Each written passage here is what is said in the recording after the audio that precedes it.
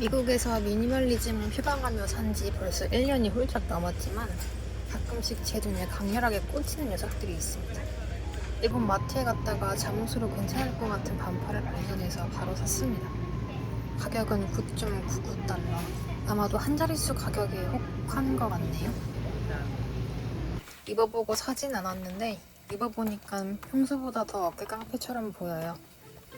새로 산 잠옷을 입고서 만드는 건 꽁치 김치찌개인데요. 시댁에서 주신 감사한 신김치를 개봉하려고 합니다. 냉장고에서 부풀어 오르는 김치를 보고 마치 미국만 오면 살이 급격하게 찌는 저를 닮았다는 생각을 했습니다. 언제 한번 허즈밴드랑 TV를 보다가 결혼하는 아내한테 샤넬백을 주는 남편의 모습이 나온 적이 있어요. 그걸 본 허즈밴드가 우리 집에서 줄 수 있는 건 참기름이랑 신김치뿐이다 라고 드립을 치더라고요. 저는 그 말을 듣자마자 바로 명품보다 참기름이랑 김치가 더 좋은데? 라고 대답을 했는데요. 한국이었어도 명품백을 안 샀을 거지만 특히 미국에서는 남들이 뭐 입는지 한국보다는 크게 신경을 안 씁니다, 서로. 제가 재벌이라서 상류층 교류에 나가는 것도 아니고 명품을 시장하는 것보다는 깔끔하게 다니는 게 더 중요하니까요. 게다가 미국에서 국산 참기름이나 고춧가루를 사려고 하면 한국에서보다 못해도 두세 배는 더 주고 사야 합니다. 근데 시댁에서 김치뿐만 아니라 참기름이랑 고춧가루도 직접 빻아주시니 한식할 때마다 감사한 마음을 가지고 요리를 해요. 도마에서 자르면 깔끔한데 정말로 김치 국물 한 방울도 놓치고 싶지 않아서 냄비에 넣고 가위로 자릅니다. 꽁치 김치찌개는 어릴 때 학교 급식으로 자주 먹었을 때 싫어하던 메뉴였는데 어른이 되고 생선 비린내에 익숙해지니까 가끔씩 땡기는 음식이 되더라고요. 기름을 두르고 다진 마늘을 넣고 김치를 중약불에서 볶다가 꽁치 통조림의 국물까지 모두 넣어줍니다. 꽁치 통조림 안에 꽁치 4-5조각만 있을 줄 알았는데 8조각은 거뜬해서 양이 만족스러웠습니다. 두세 끼는 넉넉하게 먹을 수 있을 것 같아서 설레는 중입니다. 통조림 안에 물을 부어서 국물 양을 맞춰주고요. 아까 열심히 캔 오프너를 이용해서 열었는데 알고 보니까 멀쩡한 캔 2개를 놔두고 헛짓거리를 했더라고요.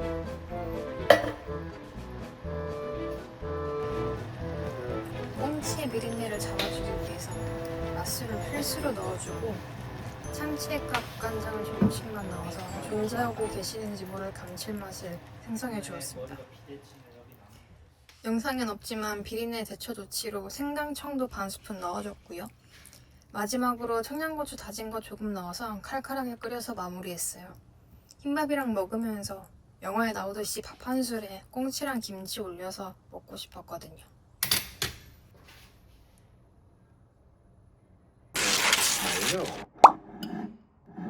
전문대 입학 전에 오리엔테이션을 들어야 해서 직접 방문하기는 귀찮아가지고 집에서 온라인으로 듣고 있습니다. 제 얼굴이 보이는 화면은 필수로 켜지 않아도 돼서 편하게 뭐 먹으면서 영어 듣기 중이에요. 매 학기마다 상담을 받는 걸 권장하시던데 순간 귀차니즘이 도져서 벌써부터 피곤해지더라고요. 세이와라는 일본 마트가 다른 일본 마트에 비해서 저렴한 편인데요. 그래서 저는 여기에서 무알코올 드링크를 쟁입니다. 20개 안팎으로 구매하면 다 먹는데 두세 달은 걸리기에 적당히 삽니다. 이 정도면 사자.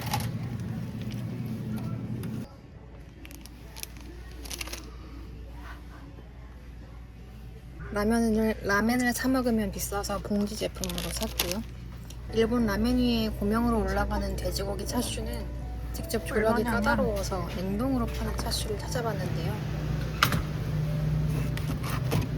10불? 다시 또 나.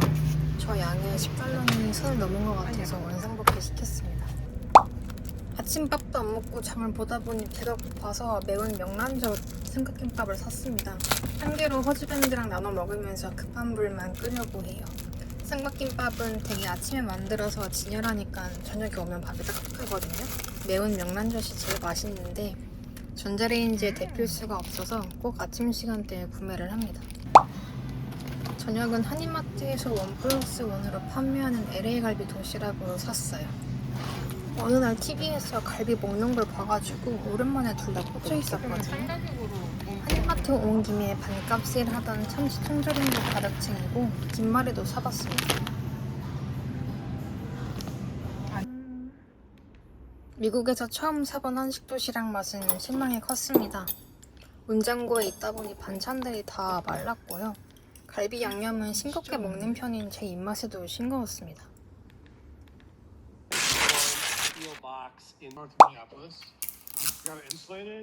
주말을 맞이하여 한가롭게 케이크를 만들기로 합니다. 저는 평일에 회사를 가는 것도 아닌데 뭔가를 계속 해야 할 것 같은 느낌이 있어요. 그래서 평일에 편집이나 책 읽거나 하고 주말에 집에 퍼지밴드가 있으면 다른 거 안 하고 놀고 요리만 합니다. 지난번엔 메론 케이크를 만들었었는데 오늘은 집에 딸기가 있어서 딸기 생크림을 만들 겁니다. 블랙 프라이데이 세일 때 샀었던 반죽기한테 일을 시켜두고요. 제노아즈 만드는 건 이번이 4번째 시도인데 공정 자체는 어렵지 않아요. 그런데 제가 원하는 아주 폭신하고 부드럽고 입에서 살살 녹는 식감이 안 나오더라고요. 미국에 와서 중국구구식으로 유튜브를 통해 베이킹을 따라하다 보니 기초가 없습니다. 아실 분이 있을지 모르겠는데 서울 연남동에 스트로베리 3이라는 가게의 케이크가 진짜 부드럽거든요. 이걸 집에서 혼자 만들 수 있으면 매일 케이크 먹을 자신이 있는데 말이죠. 제가 베이킹을 못하는 건 다이어트를 하라는 신의 계시가 아닐까 싶네요. 지난번에는 윗면색을 내려고 더 구워서 식감이 거칠었나 싶어가지고 이번에는 윗면색이 안 나와도 오븐에서 뺐습니다. 또 지난번엔 덜 식혀서 수분이 고루 안 퍼졌나 싶어서 이번에는 제대로 식혀줄 거고요. 보통 제노아즈를 안 자르고 하루 냅둔 뒤에 사용하시던데 그래서 그런가 싶기도 합니다. 이제 생크림을 준비해 줄 건데요. 미국 생크림은 유지방 비율이 한국보다 높아서 잘 물려요. 그래서 휘핑크림을 구매했습니다. 휘핑기가 따로 없어서 블렌더로 휘핑을 쳐줄 겁니다.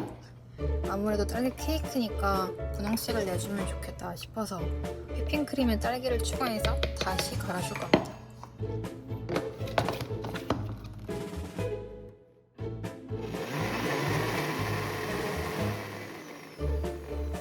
크림에는 설탕을 따로 넣진 않았어요. 근데 많이는 말고 조금 넣어주는 게 좋습니다. 적당히 식은 제노아즈는 3등분을 해줍니다. 자르면서 표면을 살펴보는데 뭔가 묵직하기도 하고 이번 것도 여전히 거칠 것 같다는 느낌이 옵니다. 스트로베리 3위 거는 제노아즈가 하얗던데 왜 제 거는 노랗게 나오는 걸까요?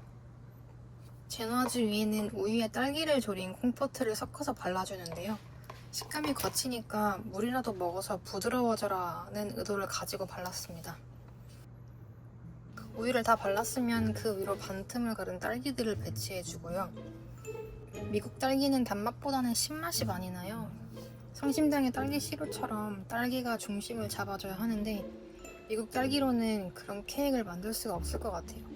그래서 크림에서 단맛이 더 나는 게 괜찮은 것 같더라고요.